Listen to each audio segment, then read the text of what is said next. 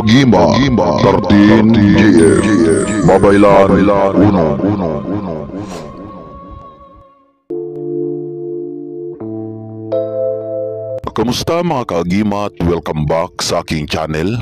Sa video natin ngayon ay ating pag-uusapan ang tungkol sa trabungko ng Habiram de Leonor at mga taglay nitong mga mahikagahong bertudis o kapangyarihan at kung paano ito makukuha na sahing sangkap agimat.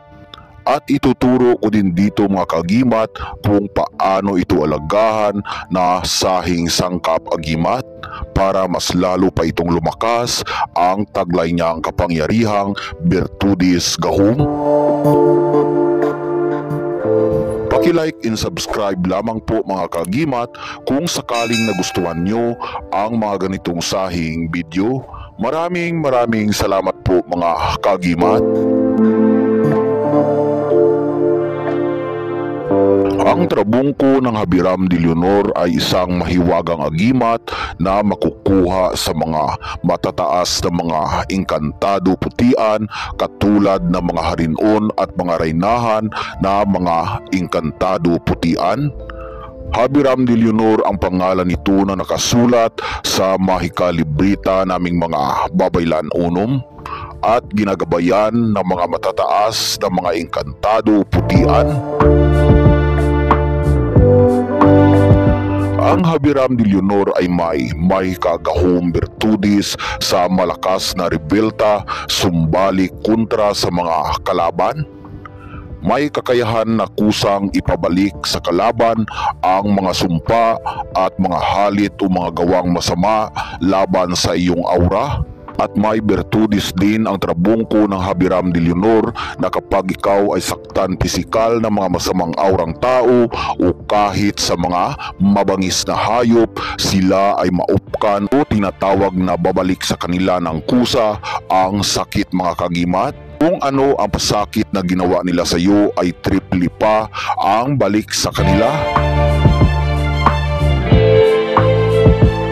May malakas din ito na proteksyon at depensa pangkalahatan patuhoy sa ating katawan, pisikal at spiritual.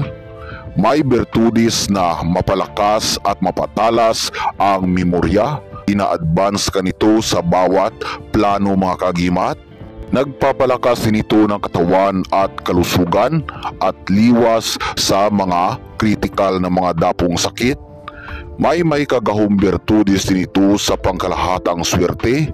Swerte sa negosyo, swerte sa sugal, swerte sa trabaho at nakakatulong na mapataas ang rangko sa trabaho.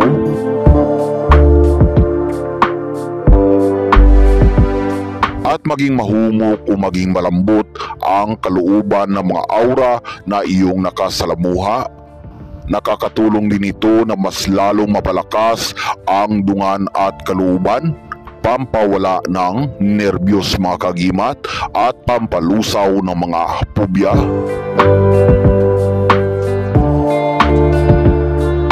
Tungkol naman sa kung paano nga ba ito makukuha ang ganitong sahing agimat, sa pagkuha nito mga kagimat ay hindi din madali.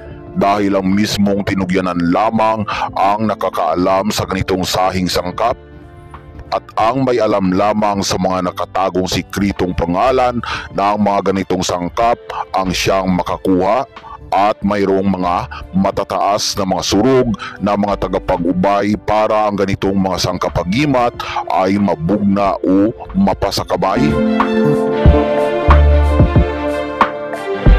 Kung sa mga ordinaryo na aura ay hindi ito magpakita at swerte lamang kapag ito ay ipagkaloob ng kusa ng mga matagas ng mga engkantado putian. Tungkol naman sa kung paano ito alagaan para mas lalong lalakas at mapaamo ang ganitong agimat, trabungko ng Habiram de Leonor. Pahiran lamang ito ng Divine Oil Aura Babaylan Unom kapag mayroon ka nito mga kagimat.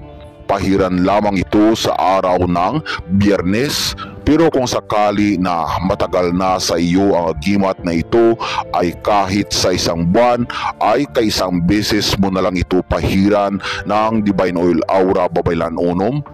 Ang sangkap na ito ay wala ding bawal mga kagimat, kahit saan ay pwede ito na madala at iwasan lamang ito na ipakita o ipahawak sa may sahit-sahing aurang tao para hindi maglusaw ang taglay nitong may kagahong bertudis.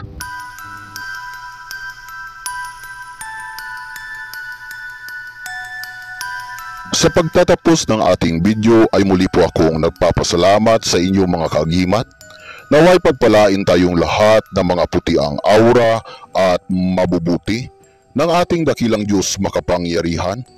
Ilayo sa mga sakit, iliwas sa mga hindi inaasahang mga panganib, at likupin ng kabanal-banalang bertudis niyang gahom at ibuhos ang swerteng bugna.